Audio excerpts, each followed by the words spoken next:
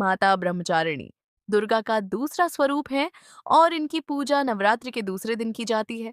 यह रूप तप, त्याग, संयम और भक्ति का प्रतीक माना जाता है। प्राचीन समय में माता पार्वती ने भगवान शिव को पति रूप में पाने का निश्चय किया, लेकिन ये मार्ग आसान नहीं था। देवर्षि नारद ने उन्हें बताया कि भगवान शिव को प्राप्त करने के लिए उन्हें कठोर तपस्या करनी होगी। ये सुनकर माता पार्वती ने अडिग संकल्प लिया और तपस्या आरंभ कर दी। उन्होंने हजारों वर्षों तक घोर तप किया। प्रारंभ में वे फल फूल खाकर जीवन व्यतीत करती रहीं।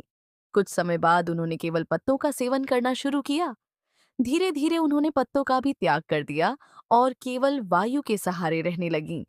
इस कारण उन्हें अपर्णा भी कहा गया, जिसका अर्थ है जो पत्तों तक का त्याग कर दे। उनकी तपस्या इतनी कठोर और दिव्य थी कि देवता, आर्षि और समस्त संसार उनके इस त्याग को देखकर चकित हो गए। उनकी इस कठिन साधना के कारण चारों ओर उनकी महिमा फैलने लगी। माता की तपस्या के प्रभाव से तीनों लोकों में शांति और पवित्रता का संचार होने लगा। एक समय ऐसा भी आया जब उनके शरीर में अत्यधिक दुर्बलता आ गई, लेकिन उनका मन कभी विचलित नहीं हुआ।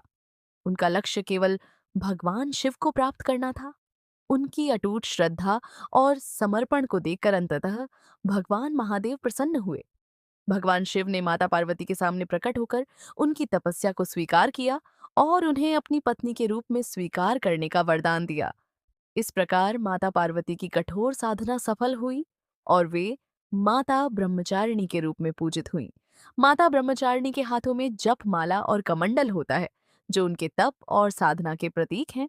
उनका यह स्वरूप हमें सिखाता है कि जीवन में धैर्य, संयम और दृढ़ निश्चय के साथ किया गया प्रयास अवश्य सफल होता है। जो भी भक्त सच्चे मन से माता ब्रह्मचारिणी की पूजा करता है, उसे आत्मबल, ज्ञान, धैर्य और सफलता प्राप्त होती है।